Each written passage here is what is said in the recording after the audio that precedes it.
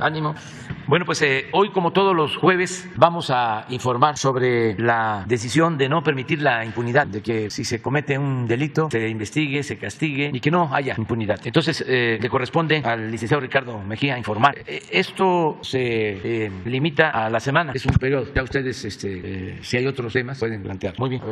Con su permiso, señor presidente, buenos días a todas y a todos. Vamos a dar cuenta del informe de Cero Impunidad. No hay crimen sin castigo y la justicia siempre termina por llegar, que son acciones de la Secretaría de Defensa Nacional, Marina, Secretaría de Seguridad y Protección Ciudadana, las fiscalías de los estados, la Fiscalía General de la República, Guardia Nacional y Centro Nacional de Inteligencia. En primer término, damos cuenta de la detención por parte de la Fiscalía General de Justicia del Estado de México, la Sedena, Guardia Nacional y la Secretaría de Marina de Valentín N., alias El Sopilote. Esto fue el pasado día 13 de mayo. Él es presunto líder de la familia michoacana en la región. Fue detenido en Tecatitlán, Estado de México, y se le relaciona con el ataque al Centro de Justicia de Sultepec, ocurrido el pasado 3 de mayo. Fue detenido junto con otras 4 personas. Se les aseguraron armas y sustancias ilícitas y ya están vinculados a proceso penal. Este fue el ataque al Centro de Justicia de Sultepec, de la Fiscalía del Estado de México. Por este ataque resultaron 2 elementos de la Secretaría de Seguridad del Estado de México lesionados, que están fuera de peligro, y ya fueron detenidos los autores de este evento y están vinculados a proceso penal. Siguiente. Esta es una operación de la Policía de Investigación de la Fiscalía General de Justicia de la Ciudad de México. Es la detención de Noé N., alias El Cefer. Fue detenido en Ecatepec, en la colonia San Juan Alcahuacan, en el Estado de México, mediante un oficio de colaboración con las autoridades del Estado de México. A él se le vincula como probable autor del homicidio de 6 personas y diferentes lesiones ocurrido en diciembre de 2018. Se le identifica como líder de un grupo criminal llamado Los Molina, que operan en la zona sur y oriente de la Ciudad de México y algunos municipios del Estado de México. También se le relaciona con el evento de Reyes Culhuacán, que fue el pasado 17 de febrero de 2019, en el que 7 personas perdieron la vida. Ya se hizo la solicitud, está en trámite su vinculación a proceso penal. Bien, esta es una sentencia que a través de la Fiscalía General de la República, de la Fiscalía en materia de delincuencia organizada, en coordinación con la Fiscalía de Coordinación Regional, lograron la sentencia de 5 personas vinculadas a la delincuencia organizada, con sentencias condenatorias que van hasta 163 años por los delitos de secuestro, extorsión, portación de arma de fuego, por portación de arma de fuego sin licencia, delincuencia organizada, y también fueron detenidos mientras vigilaban a una persona que pretendían secuestrar. Estas 5 personas ya están sentenciadas por los delitos que señalamos. Siguiente. Esta es la detención de José Gilberto N. en Mazatlán, Sinaloa. Es un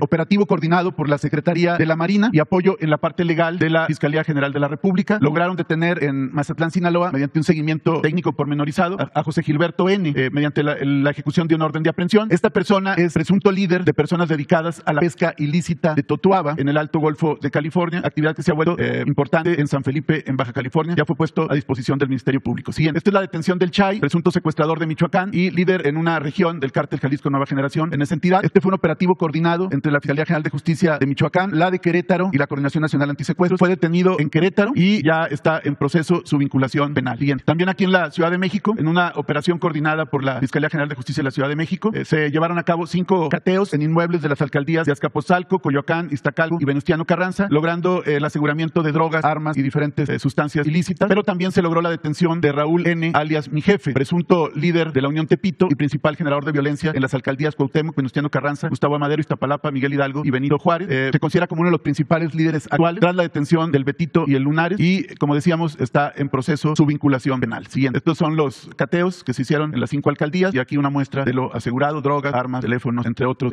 instrumentos. Bien, continúan los operativos que son permanentes en Quintana Roo, en la Riviera Maya, en Cancún y desde luego en Playa del Carmen. Solidaridad. Se detuvo a 11 personas por narcomenudeo, las cuales ya fueron vinculadas a proceso penal. Entre ellas hay un masculino de nacionalidad extranjera. Bien, también en Quintana Roo se detuvo a presuntos homicidas. Uno de ellos muy relevante porque fue un taxi que apareció sobre la carretera Puerto Morelos, ahí en la Riviera Maya, y ya están vinculados a proceso los presuntos homicidas y también otro homicida también que participó en un hecho también en Playa del Carmen. Siguiente. Esta es una sentencia muy relevante por el nivel del delito cometido, el nivel de la atrocidad. La Fiscalía General de Sonora informó que mediante procedimiento abreviado y ante la contundencia de las pruebas se logró obtener 50 años de cárcel para Jonathan Francisco N., homicida de Manuel Alán, de 2 años, privado de la vida el pasado mes de abril en el interior de un domicilio en Hermosillo, Sonora. Dada la contundencia de las pruebas, el culpable se allanó, se hizo el procedimiento abreviado y se obtuvo la sentencia de 50 años. Siguiente. Aquí damos cuenta de un resumen de las detenciones que se han hecho del 14 de abril a la fecha en los municipios de Mazamitla, Manzanilla de la Paz, Santa María del Oro, en el estado de Jalisco y en San José de Gracia, Michoacán, producto de los operativos de la Sedena, de la Secretaría de Defensa Nacional y la Guardia Nacional. A raíz del evento que ocurrió en San José de Gracia, hay un despliegue permanente y se ha logrado la detención de 21 individuos vinculados a la delincuencia organizada. Se les ha asegurado también armas, cargadores, cartuchos, chalecos tácticos y drogas. Siguiente. Este fue el evento de San José de Gracia y estos son los municipios donde está el despliegue permanente que ha tenido estos resultados y se siguen persiguiendo también con órdenes de aprehensión, aparte de los que intervinieron en este evento de carácter criminal. Siguiente. Como parte del operativo Cero Impunidad que lleva a cabo la Secretaría de Seguridad y Protección Ciudadana a través de la Coordinación Nacional Antisecuestros con el apoyo de las diferentes fuerzas estatales y federales de seguridad, se han ejecutado órdenes de aprehensión por diferentes delitos: homicidio, feminicidio, violencia familiar, narcomenudeo y secuestro, entre otros, del 10 de abril a la fecha, y se han detenido, siguiente, a 181 generadores de violencia en la zona de Cajeme, en Sonora. Esto es importante porque el día de mañana el ciudadano presidente y el gabinete estarán por Sonora. Esto es un operativo permanente, van 181 detenciones con base en órdenes de aprehensión en esta parte de Sonora, lo que ha permitido reducir los homicidios, no obstante que de repente puede haber algunos eventos. Sin embargo, ya la tendencia a partir de este despliegue ha venido a la baja. Siguiente. También en Zacatecas se mantiene un operativo similar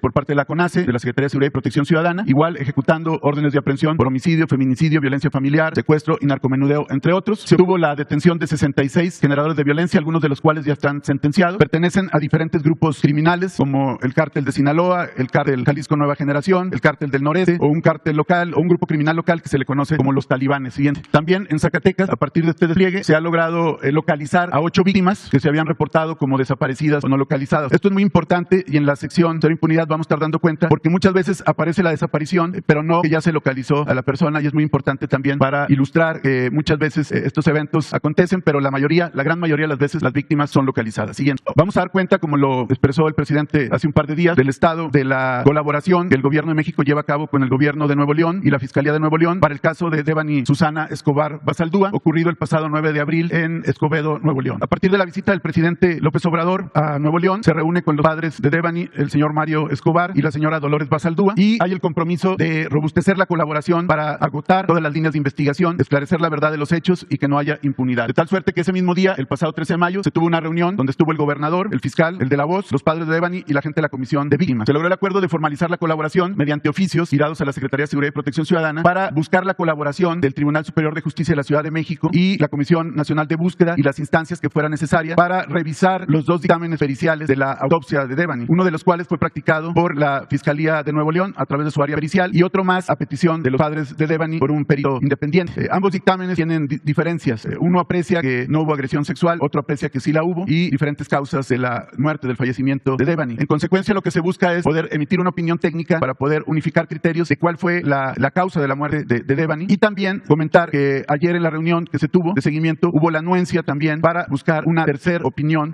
un tercer dictamen para poder robustecer el análisis y poder esclarecer total y absolutamente cuál fue la causa de la muerte de Devani, y a partir de ahí será muy importante para la investigación criminal. Siguiente. Bueno, la anterior, por favor. Ya hubo los oficios de colaboración, lo cual nos da carácter legal para poder intervenir, y como lo comentábamos, será el tema del peritaje y los análisis correspondientes, y también en cadena de custodia, la Fiscalía de Nuevo León, el área de feminicidios, hará llegar equipos de videograbación, grabaciones, telefonía a las áreas técnicas de la Secretaría de Seguridad y Protección Ciudadana para que se puedan analizar y se pueda determinar cualquier elemento videográfico de telefonía que pueda ayudar a ubicar a quienes pudieron haber intervenido en los hechos y también quienes pudieron haber coincidido en espacio y tiempo en el lugar donde fueron los hechos. Siguiente. En cuanto a los lamentables homicidios de personas periodistas, señalar que en el caso de Yesenia Molinedo y Sheila García ya hay 2 órdenes de aprehensión contra los presuntos autores materiales de este evento ocurrido en Cozoleacaque, Veracruz. Se sigue investigando, hay una estrecha colaboración con la Fiscalía General de Justicia de Veracruz y hay un grupo técnico especializado en aprehensiones de la CONACE que está instalado en Veracruz para tal efecto. Siguiente. Señalar que en lo que va del presente año hay 9 casos. Se ha dicho que son 11. Nosotros señalamos que son 9 porque todos están soportados en actuaciones ministeriales de las fiscalías e incluso en testimonios de familiares de las víctimas, quienes refirieron cuál era la principal o la actividad, mejor dicho, de sus familiares victimados. Entonces, por esa razón se ha llegado a esta cifra. Entendemos que el día de ayer hubo una pregunta de una compañera comunicadora. Por el carácter sensible de alguna información, estamos en la disposición de hacerla llegar vía el compañero Jesús Ramírez para explicar los 2 casos que nosotros no consideramos que tienen tal calidad basado en actuaciones de carácter ministerial. Lo que no implica que no sean homicidios que se estén persiguiendo para que no haya impunidad. Al día de hoy hay 21 detenidos o buscados por estos 9 eventos y 16 vinculados a proceso penal como presuntos responsables. Están todos los procesos en la etapa de investigación complementaria. Se siguen robusteciendo las investigaciones para obtener en su momento procesal las sentencias condenatorias conducentes. Siguiente. Aquí está el listado de los casos. En el caso de José Luis Gamboa ya hay un detenido que está ya vinculado a proceso penal, aquí se actualizará, y está pendiente de ejecutar una orden de aprehensión. En el caso de Margarito Martínez hay 10 detenidos, 10 vinculados a proceso penal. En el caso de Lourdes Maldonado, 3 detenidos, 3 vinculados a proceso penal. En el caso de Eber López de Salina Cruz, 2 detenidos y 2 vinculados a proceso penal. En el caso de Juan Carlos Muñiz en Fresnillo, Zacatecas, 1 detenido que está vinculado a proceso penal. En el caso de Armando Linares de Zitácuaro hay 2 órdenes de aprehensión y se está en el despliegue para poder capturar al autor material y al copartícipe de este evento. En el caso de Luis Enrique Ramírez Ramos hay líneas muy sólidas, pero todavía no hay un mandamiento judicial judicial en contra de ellos, pero se sigue avanzando de manera muy importante con la Fiscalía de Sinaloa, y hay un equipo desde el primer día asentado en Sinaloa. Y los casos que referí de Yesenia y Sheila, que hay 2 órdenes de aprehensión y se está en proceso de su detención. ¿Sería cuánto? Sí, nada más vamos a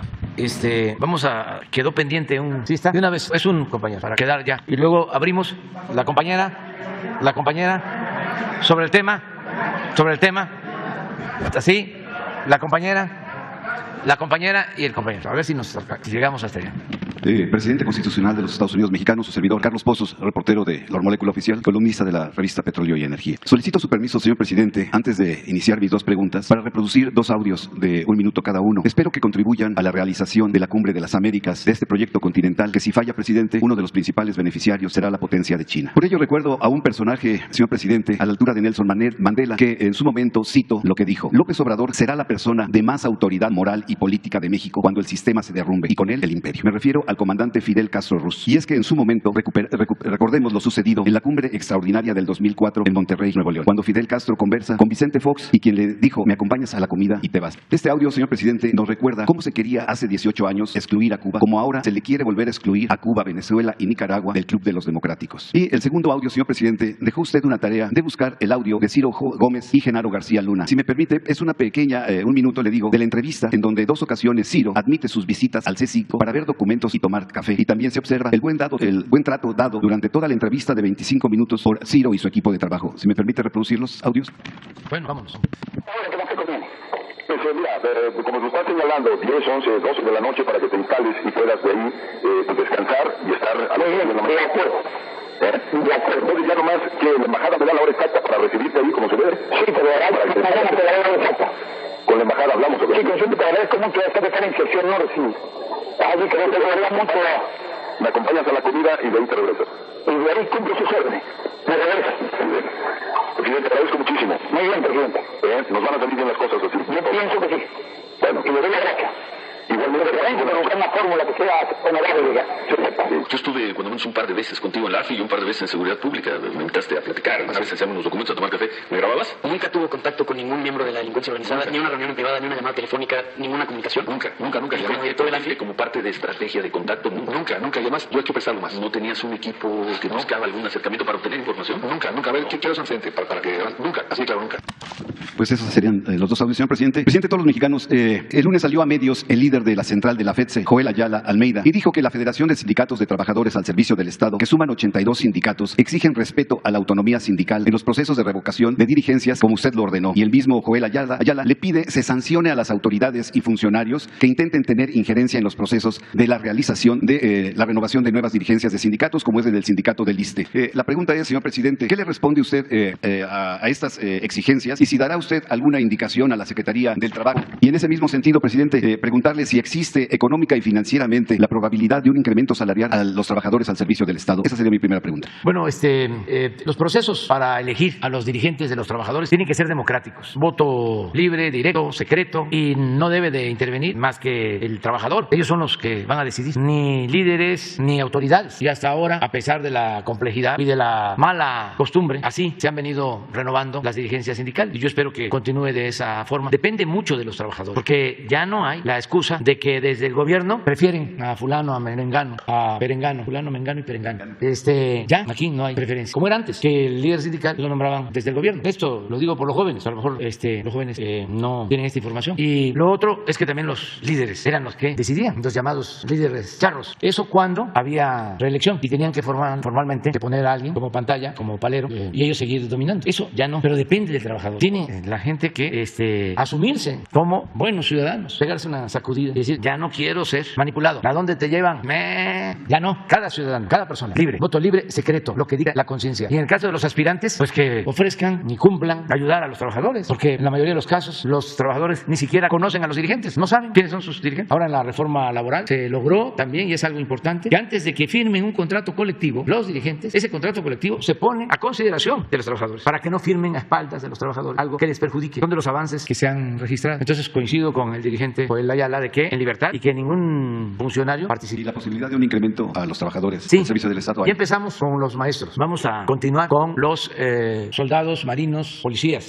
Luego van a ser médicos, enfermeras. Porque todo tiene una explicación. Si no, imagínense nuestros adversarios, ¿no? Estamos dejando a los médicos y a las enfermeras al final y que ponemos por delante a los soldados y a los marinos. Se trata de dejar a que terminemos de la contratación y de que funcione el sistema de salud pública, ya que tengamos resuelto lo que es el sueño que se va a convertir en realidad. La atención médica, los medicamentos gratuitos. Vamos a garantizar el derecho a la salud a todos. Que el que se enferme en este país, aunque viva en una comunidad marginada, de las más apartadas del territorio, tenga el derecho a ser atendido por un médico, que se le puedan hacer estudios, análisis clínicos, que pueda ser atendido si se requiere con una operación, una intervención quirúrgica, que se le entreguen todos los medicamentos gratuitos, prótesis, todo. Ese es el sueño que vamos a convertir en realidad. Pero estamos trabajando para que estén en buen estado los hospitales, desde el primer nivel, unidades médicas rurales, centros de salud, hospitales de segundo nivel, hospitales de especialidades. Eso es lo que estamos ahora construyendo. Y esto significa pues que tengamos todos los médicos para todos los turnos, también para fines de semana, médicos generales y especialistas, que no falten los medicamentos, y vamos a regularizar a todo el personal de salud. Solo doy un dato: se han regularizado desde que estamos en el gobierno 650,000 trabajadores de la educación. Nunca se había hecho. Es decir, se han entregado sus plazas a 650,000 trabajadores de la educación. Lo mismo vamos a hacer con los trabajadores de la salud. Entonces, como estamos en ese proceso, vamos ahora, después de los maestros, con policías, soldados, marinos, que son servidores públicos también muy importante, porque nos cuidan, porque nos protegen. Y el cuarto bloque van a ser todos los oficinistas de los trabajadores al servicio del Estado. Son 4 bloques y en los 4 se va a regularizar su situación laboral. Es mi compromiso. Muchas gracias, señor presidente. Presidente de todos los mexicanos, mi segunda pregunta. El martes pudimos confirmar que la inseguridad ha bajado en la Ciudad de México, y con mucho gusto. Esto es gracias a la coordinación entre el gobierno federal y la jefa de gobierno, Claudia Sheinbaum. Ese mérito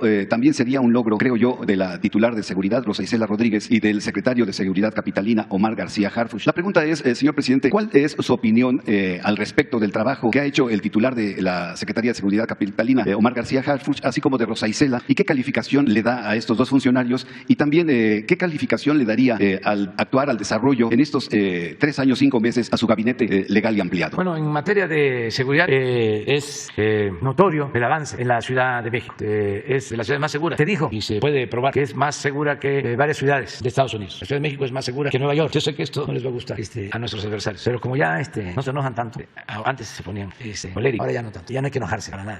Más segura la ciudad que Chicago y que otras ciudades de Estados Unidos y del mundo. Y pues yo fui jefe de gobierno de la Ciudad de México del 2000 al 2005. ¿Y qué les puedo decir? En homicidios es lo mismo. Nosotros bajamos los homicidios. Eran 3 homicidios diarios cuando llegamos y dejamos, creo que en 1.8. Pero ahora, después de 20 años, está igual o menos. No sé si tenemos ahí el dato de hoy o de esta semana de homicidios en la ciudad. Creo que es 1.6. Está en el lugar 24 de las 32 entidades federativas, tomando en cuenta la población. 1.9. Y este fue solamente. No solo es mérito de quienes hablan. Aquí estuvo Alejandro Encinas, hizo una buena labor. Él fue mi sustituto. Y luego estuvo Marcelo, hizo también buen trabajo. Y donde se desquició fue por aquí. Y aquí ya empezó a bajar. Y ayer hablaba yo, o antier, que estuvimos en la Ciudad de México, en las oficinas, en el antiguo ayuntamiento, de que muchos extranjeros estadounidenses, jóvenes, están viniéndose a vivir a la Ciudad de México. Hay seguridad en la Ciudad de México. Y es un equipo, desde luego. La jefa de gobierno está todos los días atendiendo el problema. Tienen ellos una peculiaridad. Nosotros nos reunimos de lunes a viernes de 6 a 7 de la mañana para recibir el parte sobre delitos, el reporte sobre delitos cometidos en todo el país. Nos reunimos todos. Pero en el caso de las autoridades de la Ciudad de México, también sábado y domingo, es decir, son todos los días. Y el jefe de la policía de la Ciudad de México está haciendo un buen trabajo. Y lo mismo la procuradora Ernestina Godoy y Rosa Isela me ayudan muchísimo, mucho. La secretaria de Seguridad Pública y Protección Ciudadana, hasta me reclamaron que ahora que dije que todos los que estaban podrían ser candidatos, no la mencioné a ella, pues también aprovecho. Porque está haciendo una muy buena labor, Rosa Isela. Entonces, así estamos y eso es lo que puedo contestar. Vamos bien. Pero la mejor calificación, pues es la de la gente. Y lo cierto es que nos apoyan, nos están respaldando. La mayoría de los mexicanos, la mayoría está de acuerdo en que continuemos con la transformación. Y está muy de acuerdo en que no se permita la corrupción. Y está muy de acuerdo, porque este es un pueblo fraterno, noble, solidario. Está muy de acuerdo que por el bien de todos, primero los pobres. Hay, desde luego, quienes no piensan de esa manera. Los respetamos, pero la mayoría sí está aprobando las acciones del gobierno. En todas las encuestas. No hay una encuesta, ni la que hace el que era del CISEN cuando Calderón. Ahí dice, ni en esa reprobamos. Ya estoy presumiendo mucho, ¿no? Quedamos. Gracias, presidente. Buenos días. Nancy Flores, de la revista Contralínea. Presidente, buenos días también al subsecretario. Presidente, en la revista Contralínea vamos a insistir en este tema de los refugios para víctimas de trata, menores víctimas de trata de personas, de Rocío Orozco, porque en el expediente que nos entregó la secretaria Rosa Isela Rodríguez se revelan varias cosas. Primero, decir que la Procuraduría Federal de Protección a Niñas, Niños y Adolescentes está buscando regularizar estos refugios y con ello, pues, lo que se permitiría es que sigan operando. Y esto es lo que se revela en ese expediente que nos entregó la secretaria de Seguridad. También se revela que que hasta mayo, es decir, hasta el 10 de mayo que estaba fechado este expediente, no se encuentran dentro del registro, del padrón que tiene la Secretaría de Gobernación estos refugios y que todavía hay 21 menores de edad que forman parte o que están pues bajo la custodia de estos albergues. También se revela, por ejemplo, que la quinta carpeta de investigación, porque aquí se incluyen varios expedientes, entre ellos uno que entrega la Fiscalía General de Justicia del Estado de México, que el quinto expediente que corresponde a las responsabilidades de Rocío Orozco y de las personas que estaban al frente de estos refugios, pues no se da ningún reporte de ello. Se habla de los otros 4 expedientes, pero del quinto no.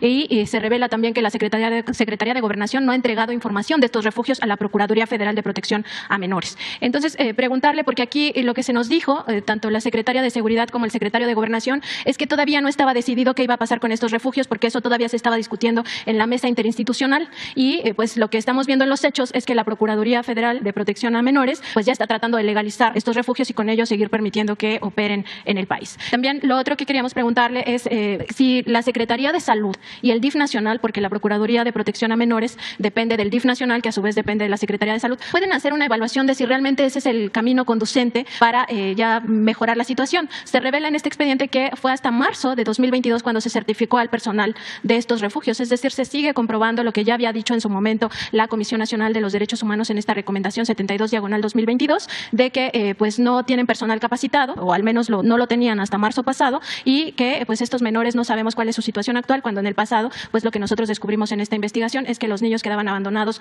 durante las noches y fines de semana, que eso posibilitó que 3 de ellos pues fueran víctimas de violaciones sexuales reiteradas cuando de por sí ya habían sido víctimas de trata. Entonces preguntarle qué va a hacer el Estado mexicano, porque tiene una responsabilidad por el interés superior de la niñez. Pues va a ser justicia. Y qué bien que vuelves a tratar el tema, porque si esos refugios no son confiables, pues no deben de existir, no se deben de autorizar. Entonces vamos a pedirle a Rosa Isela, la directora del DIF, a quienes tienen que ver con este asunto, que se reúnan y que nos presenten una propuesta. Si te parece, es importante lo que ustedes hacen. Ayer una compañera habló de una mujer migrante detenida desde hace 12, 14 años. No sé si está aquí la compañera. En Tamaulipas, sí. Pues ya tengo la respuesta y tiene razón la compañera. Y hay todas las pruebas de que fue torturada y que lleva 12, 14 años presa en Tamaulipas. Incluso ya las autoridades de Tamaulipas ya aceptaron liberarla, pero ojalá y lo hagan hoy, porque aceptaron de que era una injusticia. O sea, no es solo la recomendación de derechos humanos o de una autoridad federal, la misma Fiscalía Estatal de Tamaulipas lo reconoce. Entonces le pido al gobernador de manera respetuosa, ojalá y nos ayude y que se libere a esta migrante. Cuando la detuvieron no hablaba bien el castellano. Entonces aquí se ven muchas cosas y por eso está bien que sigas planteando lo mismo hasta que lleguemos a resolverlo. Lo mismo aprovecho para decir, y salió de un compañero, quizá yo no sabía, y vaya que estoy pendiente, pero no sabía que habían tomado ya un acuerdo de hacer una especie de verificación a los vehículos y cobrar. Bueno, no tenía ni siquiera la información. La secretaria de Economía, Tatiana Cloutier, que es de primera, íntegra, honesta y además con sentido común, que es el más común, o debería ser el más común de los sentidos. Y ya eso se hace a un lado, no entra en vigor, pero surgió aquí. Entonces vamos a revisar lo que está planteando. Y también si en esta mesa interinstitucional se puede pedir a la Fiscalía General de Justicia del Estado de México específicamente información sobre esa quinta carpeta, porque en lo que se nos entregó pues es de la única que se omitió información y es la de las responsabilidades tanto de Rocío Orozco como de su personal en estos albergues. Sí, porque no debe de haber impunidad para nadie. Entonces vamos a seguir. También seguimos investigando esta crisis que existe en el Tribunal Federal de Justicia Administrativa. Tenemos información de que el miércoles pasado se reunieron los 11 magistrados de la Sala Superior. 10 de ellos convocaron al magistrado presidente Arturo Ansúrez para pues preguntarle todo esto que está pasando con estas carpetas de investigación, más allá del proceso electoral que sí va a suceder en enero próximo, ¿no? Más allá de eso, tienen información los 10 magistrados de que fueron presentadas denuncias ante la Procuraduría Fiscal y que ahí se abrieron 11 carpetas de investigación hacia los magistrados de esta Sala Superior. Entonces, bueno, la discusión se fue muy ríspida. Tenemos información de que se le encaró al magistrado presidente en esta reunión, se le dijo que él había sido promotor de estas carpetas de investigación, de las cuales 4 ya se convirtieron en querellas ante la Fiscalía Anticorrupción, y bueno, él en algún momento de esta discusión se compromete con ellos a solicitar una reunión con el secretario de Gobernación para que les reciba a todos los magistrados de la Sala Superior y se conozca la versión de todos, y también les dijo ahí, y esto es de manera textual, que él ya estaba viendo con la Fiscalía Anticorrupción que se cerraran esas 4 querellas. Aquí la pregunta, presidente, si esto no sería tráfico de influencias y abuso de poder por parte del magistrado presidente Arturo Ansúrez, de comprobarse que sí está gestionando que se cierren estas 4 querellas que ya existen en esta Fiscalía Anticorrupción, porque finalmente él es titular de un tribunal y este tribunal pues tiene ciertas atribuciones que ya lo veíamos la vez pasada, es donde, por ejemplo, los grandes contribuyentes se quejan de que el SAT les está cobrando o de que no les está devolviendo la cantidad que ellos quisieran de impuestos. Sí, ya lo está viendo el secretario de Gobernación y lo va a seguir viendo, Adán Augusto López Hernández. Ya me informó, y aquí también se dio a conocer, ¿no?, de las denuncias que se han presentado. No concuerda porque tú estás sosteniendo que son son más las denuncias. De todas maneras se va a revisar y él va a seguir atendiendo este asunto. Y aquí vamos a informar sobre lo que está sucediendo en el Tribunal Administrativo. Hay elecciones, tú mismo lo estás. En enero del año que entra. Eso, y ya empezó la temporada. Entonces, por eso también se dan estas cosas, ¿no? No quiere decir que no puedan haber presuntos delitos, actos indebidos, incluso corrupción, pero se precipita todo por el calor, pero no que estamos ahora. No, y ahí también por los intereses, ¿no? Porque finalmente son las grandes corporaciones. Sí. Es que todos esos tribunales, no quiero generalizar, hay jueces, hay magistrados, hay ministros muy honestos, rectos. Ayer, por ejemplo, hizo unas declaraciones, una propuesta muy avanzada para enfrentar el feminicidio del presidente de la Suprema Corte de Justicia, Arturo Saldívar. Yo apoyo esa propuesta para que en los estados las mujeres agredidas puedan acudir también a instancias federales y tengan abogados que les ayuden, porque muchas veces hay gente humilde que no tiene para pagar abogados privados. Entonces ayer habló él de ese tema y hay gente en el Poder Judicial recta, íntegra, no todo está podrido. Entonces tenemos que ir limpiando, seguir limpiando, porque sí estaba muy avanzada la gangrena de la corrupción. Poco a poco se ha ido avanzando y vamos a seguir, ¿no?, pendientes. ¿Y el secretario de Gobernación podría reunirse con todos los magistrados de la Sala Superior para conocer toda la versión completa? Sí. Como amable, ¿cómo se le llaman los abogados? Componedor, amable componedor. No oficioso, sino el facilitador, conciliador. Eso podría ser. Y presidente, en un último tema, en la revista Contralínea publicamos ya varios reportajes acerca de cómo gasta la Universidad Nacional Autónoma de México el presupuesto. Un expediente de auditoría interna revela que hubo una defraudación importante por varios millones de pesos que cometió una empresa estadounidense de nombre Riot Corporation. Esta empresa supuestamente le vendió un equipo de avanzada a uno de los institutos especializados de la UNAM y esta compra se pretendió hacer con dinero del CONACYT, además del dinero propio de la Universidad Nacional Autónoma de México. El problema fue que la UNAM pagó por adelantado las 2 veces que contrató y el tema ya está en tribunales de Estados Unidos debatiéndose porque nunca recibió el equipo, ni la primera vez y la segunda tampoco, pero además resalta que cuando le devuelven ya el dinero, los vuelve a contratar y les vuelve a pagar de forma inmediata y a la fecha no ha recibido ese equipo que además, como es tecnología de punta, pues va haciéndose obsoleto. Entonces, preguntarle, presidente, porque aquí hubo recursos federales que son los recursos del CONACYT y también recursos de la propia universidad que son recursos públicos, es decir, del pueblo mexicano. Preguntarle cómo se puede hacer sin violentar la autonomía, porque eso es lo que siempre alega la UNAM, sin violentar la autonomía, pero que ya rindan cuentas sobre todas estas compras que se hacen de forma irregular, a veces con dinero del propio CONACYT, a veces con recursos propios, pero que al final son recursos públicos y que se transparenten también estas investigaciones, porque todas estas auditorías están censuradas prácticamente y si no te las filtra alguien de adentro, pues no puedes saber lo que dice ahí y que es un manejo irregular y las personas que asignaron esos contratos siguen en esos mismos puestos asignando otros con las mismas características. Bueno, lo tiene que ver la UNAM, hay que respetar la autonomía de las universidades públicas, en este caso la UNAM, y yo creo que ayuda la denuncia sin que haya injerencia del gobierno. La denuncia pública, que se ventile todo, que no haya cotos de poder reservados en donde no se informa o no hay transparencia y no es cuestionar a la UNAM. Yo he hecho aquí algunos planteamientos, ¿no?, y se han malinterpretado porque me interesa mucho que esta institución importantísima, histórica de nuestro país siga siendo una gran institución, que no se mantengan cotos de poder, influyentismo, que no coopten a investigadores, a maestros, que no castiguen a los que no están de acuerdo con las posturas antineoliberales, porque se llegó al extremo de que la mayoría de los maestros eran aplaudidores del régimen de corrupción. Estoy hablando de la ciencia social, se cundió de derechismo, con todo respeto. Y luego, pues con el presupuesto se premiaba a gente, se les creaba institutos especiales, se fue creando una especie de burocracia dorada y los maestros de asignatura ganando muy poco. Pero eso no significa que estemos en contra de la UNAM, significa que hay que revisar. Eso no es posible que salga una gente cuestionada por un mal manejo en una institución y se va a la UNAM como premio. Entonces, o esto que estás planteando, la posibilidad de corrupción, o el tardar tanto tiempo sin clases presenciales. Ofrezco disculpa, pero no nos importa la educación, que es fundamental. Entonces, esas cosas. Y ayuda mucho la transparencia y no enojarnos. Yo no me enojo cuando me cuestionan. No mucho, no, poquito.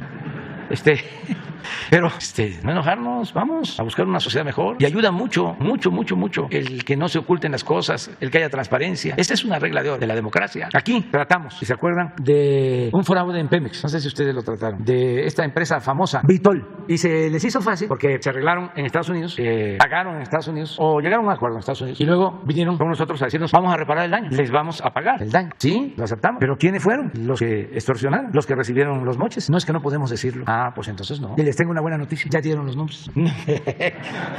Todavía hasta ayer me enteré, ni podría decirles porque no, nomás vi, ya dieron los nombres Uno estuvo hasta el 19, eran del área internacional de Pemex. Sí, entonces ya se va a proceder y aprovecho para agradecer a los de Vitol porque tomaron esa decisión. Parece ser que es una empresa importante en el sector petrolero y que además pues tienen una actitud ética. Al final de cuentas eso fue lo que prevaleció. Creo que son de Holanda o en distribución. ¿Qué hacen? Compran, venden. Sí. Entonces ya después, pero falta la reparación del daño, sí. Por eso me dio mucho gusto, porque no sé exactamente. No, ya les informamos un día de esto. Muy bien. ¿Quién sigue? Presidente, muy buenos días. Janet Galindo, del Grupo Transmedia La Chispa, Campeche, Tabasco, Yucatán, Petrolera y Ciudad de México. Señor presidente, con todas estas hondanadas que se han dado por parte de opositores y que se han logrado frenar obras a través de dictámenes que han dado jueces, por ejemplo, obras del sureste, ya sabemos a qué nos referimos, pero sin embargo hay obras que también tuvieron esta presencia de oposición y se han logrado hacer. ¿A cuánto estamos? ¿A qué nos referimos en pérdidas en cuanto a tiempos, horas hombre, en cuanto a cuestión también monetaria? ¿Qué tanto estamos perdiendo al detener esos proyectos que finalmente sabemos que se van a lograr? No, pues hacemos un análisis de pérdidas, estaríamos hablando no de miles de millones, sino de billones de pesos. Por ejemplo, si no hubiésemos enfrentado el robo de combustibles, a ver si no está la nota de lo que se ha ahorrado. Y ahora tenemos que aplicarnos porque hay un repunte que se nos ha venido expresando de 3 meses a la fecha. Claro, nada que ver con lo que había. Sí, de 4 a un poquito más de 6. Sí, nada más aquí. La corrupción no es nada. Es el principal problema del país, que hay que acabar, desterrarlo. Diciembre del 18, 72,000 barriles se robaban. Cuando tomamos la decisión fue este día. Aquí empezó el primer día. Empezamos a bajar. Aquí se nos presentó una crisis fuertísima de desabasto y andábamos en 4, pero aquí empezó de nuevo. Aquí sobre todo, marzo se está levantando. Estos son 6,800 barriles diarios, claro. En comparación de 72, estamos hablando del 10%. Sin embargo, esto ha significado un ahorro de 202,000 millones de pesos. Este es el financiamiento de un año, sí, del año pasado, porque este año es más. Del año pasado, de la pensión de adultos mayores. Entonces, así como eso, si le sumamos, vamos a sumarle con la lista de las condonaciones de impuestos. Ya llevamos ahí 202. Hay un resumen y hemos logrado acuerdos importantes. Por ejemplo, lo de los gasoductos es ahorro, lo de los reclusorios es ahorro, lo de la compra de los medicamentos es ahorro. Hacían su agosto. Los contratos de obra, lo que cobraban en Pemex, hacían y deshacían. Las empresas extranjeras, yo no sé qué les daba de que se sentían internacionalistas. Se burlan de que somos pueblerinos. Es mejor lo que decía Ignacio Manuel Altamirano, mucho mejor que ser hombre de mundo, internacionalista, aunque hay internacionalistas ejemplares, ¿no? A ver si está en el libro, nada más para tener una idea. Bueno, el aeropuerto. Exacto, es lo que le iba a decir. O sea, sí, finalmente el aeropuerto. Son como 120,000 millones de ahorro que hay que sumarle aquí. Independientemente de ese ahorro, digo, finalmente todo lo que tuvo que enfrentar ante los opositores y esta obra culminó, ya está trabajando. En cuanto a las pérdidas de horas hombre, digo, también afectan todos esos frenos que quieren poner para esas obras. Sí, imagínense, si se para el Tren Maya, son 100,000 empleos. Y si se estuviese generando una destrucción, como lo plantean, pues a lo mejor sí. Nosotros no hemos permitido, no hemos otorgado un contrato, una concesión minera desde que estamos. No se permite el fracking, no se permite el maíz transgénico. Tenemos el programa de reforestación más importante del mundo. Nadie, ningún país invierte $1,300 millones al año en reforestación. Ni Estados Unidos. No, esto lo hacen porque están enojados, porque era una casa divina, una mafia de poder económico, de poder político, que se alimentaban, se nutrían mutuamente, tenían tomado el gobierno para saquear, para robar, toda una red, todo un andamiaje, en donde ni siquiera los políticos eran los más importantes, eran empleados, mandaban los oligarcas, un grupo compacto, y ellos financiaban a los partidos y a los políticos, y de ahí financiaban hacia abajo, en otro nivel, a los intelectuales orgánicos para que justificaran el saqueo o se callaran, y lo mismo con los medios de información, con la mayoría.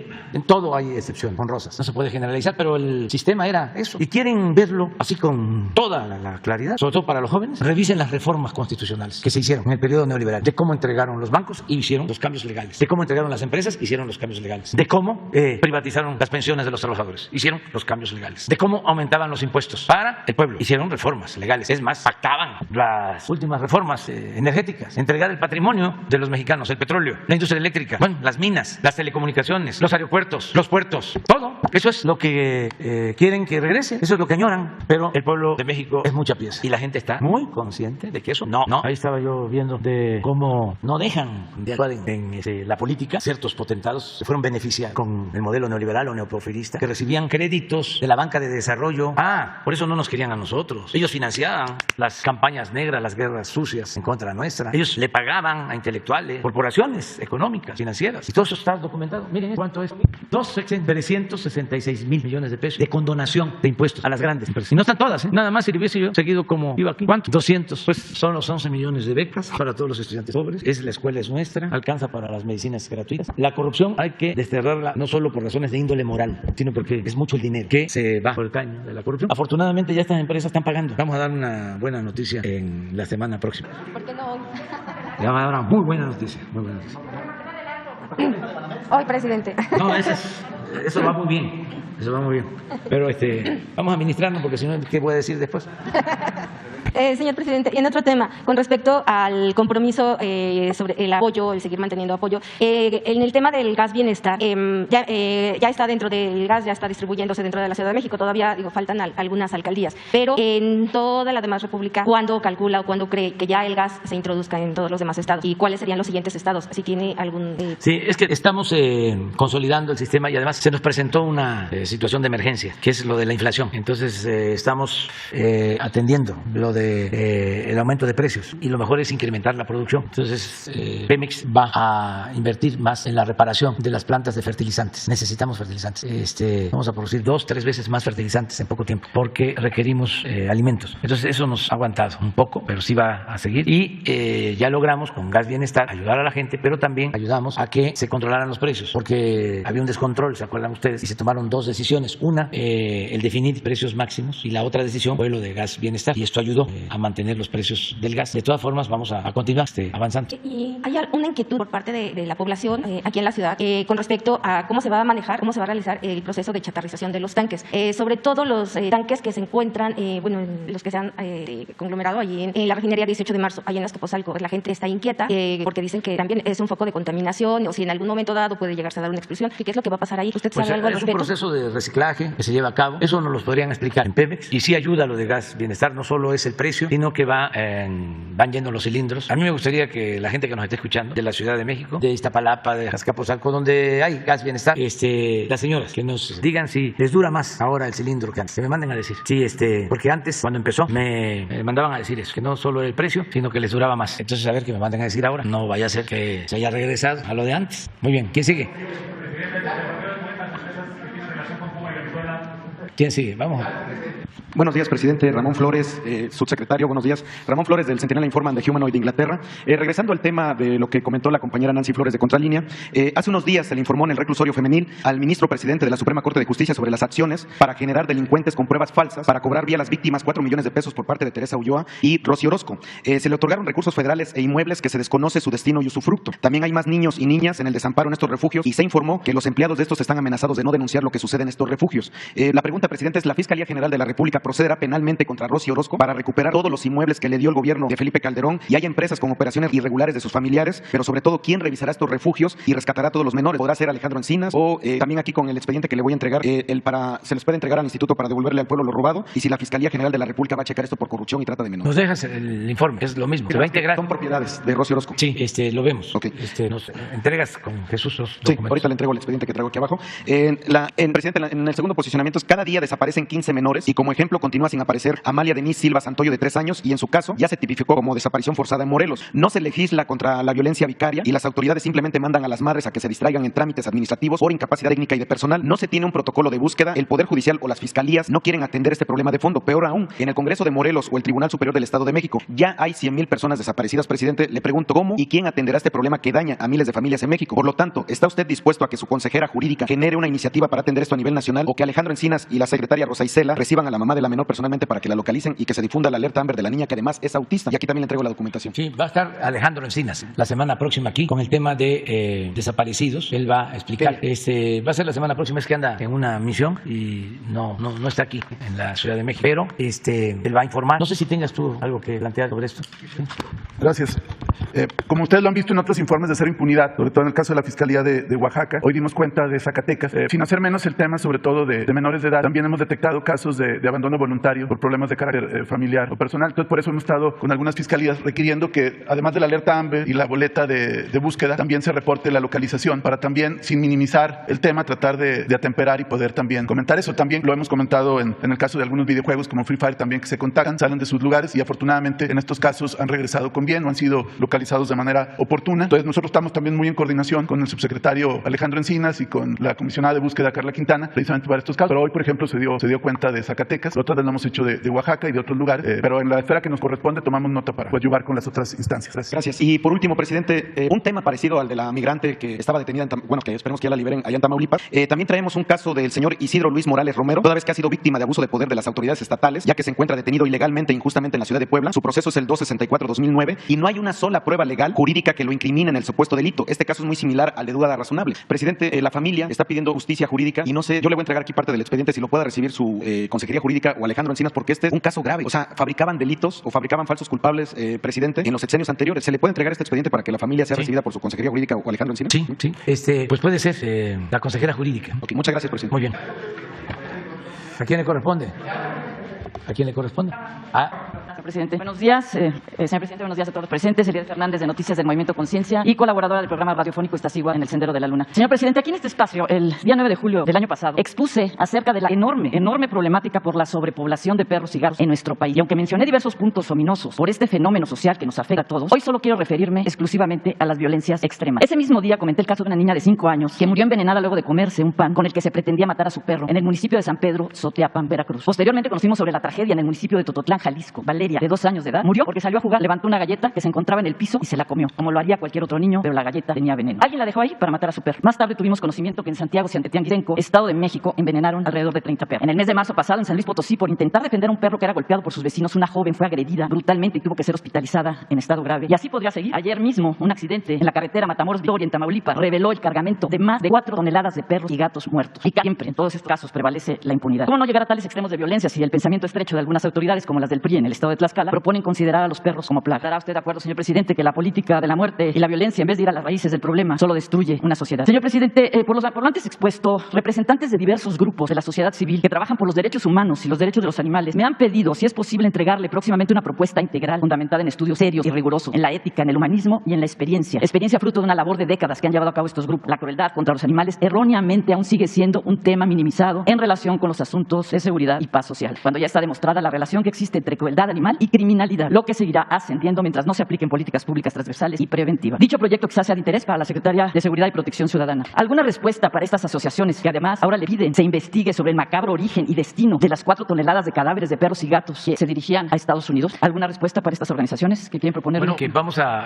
hacer la investigación de lo que estás denunciando y que recibimos la propuesta, el proyecto para iniciativa de ley, que es lo que ustedes están planteando, que nos permitan revisarlo y que tengamos comunicación para ver si el Ejecutivo puede enviar como iniciativa de ley ese proyecto. Bien, presidente, gracias. Por otro lado, quiero aprovechar para hacerle una invitación desde luego a todos los presentes y a quienes nos escuchan. Según el libro Los brujos del poder del reportero José Gil Olmos, durante el gobierno de Vicente Fox se practicaba la brujería en la residencia oficial de Los Pinos por parte de la familia presidencial y sus amigos. La santería y la brujería han estado relacionadas con los sacrificios cruentos, incluso sanguinarios, desde tiempos inmemoriales. Años después, este mismo lugar, hoy complejo cultural Los Pinos, espacio del pueblo, contrapuesto a esa época de esoterismo, frivolidad y poder, ha abierto sus puertas a la recreación, a la cultura y a las artes en sus distintas disciplinas, a distintos pensamientos, a motivo de reflexión e interpretación, donde se pretende desplegar un diálogo constante con la comunidad. Señor presidente, usted que conoce el país en toda su extensión, ¿ha oído sobre las despescuezadas en Veracruz, descabezadas en Puebla o las mojigangas en Tomatal, Guerrero? ¿Ha entrado a rastros donde las más de las veces se viola la ley? ¿Se ha detenido en la mirada de los animales a las rejas o encerrados en una vitrina, en un hábitat que no corresponde a su naturaleza? ¿Ha presenciado el final de una faena taurina a escasos centímetros cuando la estocada no mata rápido? A principios del mes de junio se llevará a cabo la muestra fotográfica Revocar el silencio, la violencia, cualquiera que sea la víctima, es violencia, en el complejo cultural Los Pinos. ¿Aceptaría usted la invitación a esta exposición, señor presidente? Otra realidad de nuestro país que hay que conocer. Mándame la invitación a ver cómo está la agenda. Pero sí celebro que se lleve a cabo la exposición y que sea en Los Pinos. Nos va a acompañar seguramente se está dispuesta a la inauguración la escritora Elena Poniatowska, el poeta Homero Arisgis y el músico Horacio Franco. Están todos invitados a ver esta otra realidad oculta. Sí, si no puedo ir yo, va en representación de nuestro gobierno un secretario o una secretaria. Muchas gracias. Y voy a procurar que sean los más sensibles y afines a la defensa la de los secretaria de animales. Educación, por ejemplo, es muy sensible. La secretaria de Educación es muy sensible al tema. Está muy abierta. Ya está, ella va. Okay. La maestra define. Bueno, vamos a dejar Hidalgo para el lunes. Ya es la hora del desayuno. No nos vamos a traspasar.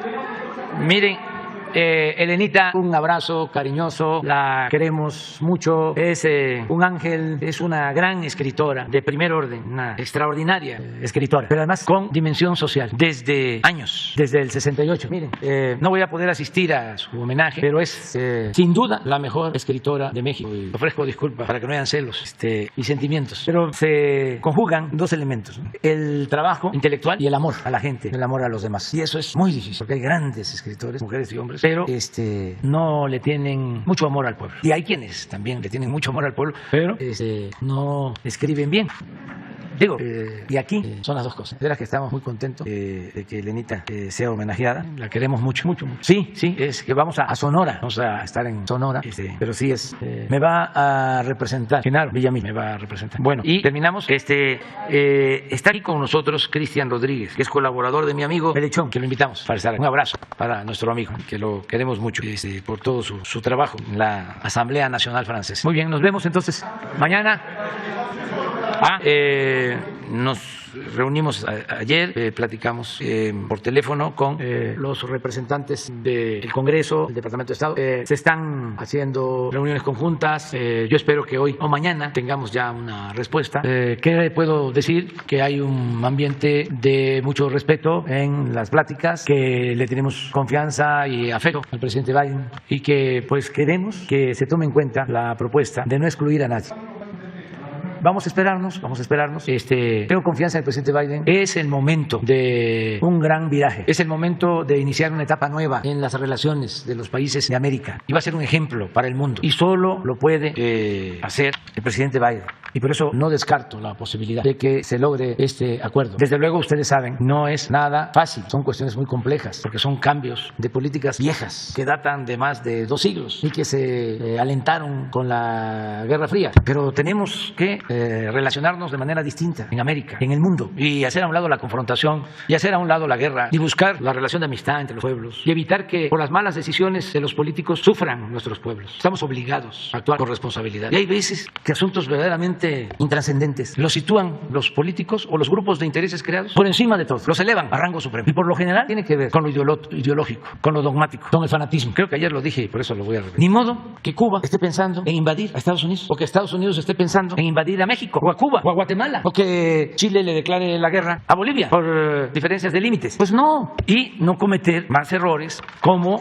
el de no dedicar tiempo suficiente y apostar al diálogo y a la política en el conflicto de Rusia con Ucrania. Miren el daño que está causando a inocentes por un mal manejo de las cúpulas políticas del mundo, porque la política se inventó, entre otras cosas, para evitar la confrontación y la guerra. Entonces, ya hagamos a un lado todo eso y vamos a buscar relaciones de hermandad. Apostemos a un mundo donde prevalezca la fraternidad, el amor. ¿Qué ganamos con estar peleando? O decir, tú me caes mal porque no piensas como yo pienso. ¿Por qué la discriminación? ¿Por qué el racismo? ¿Por qué el clasismo? Y vamos a seguir en el discurso hablando de que no queremos racismo, de que no queremos clasismo, de que no queremos discriminar a nadie, de que somos libres, de que somos independientes, de que somos soberanos.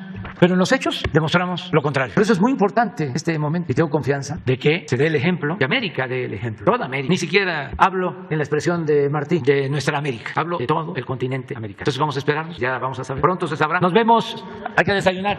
Adiós.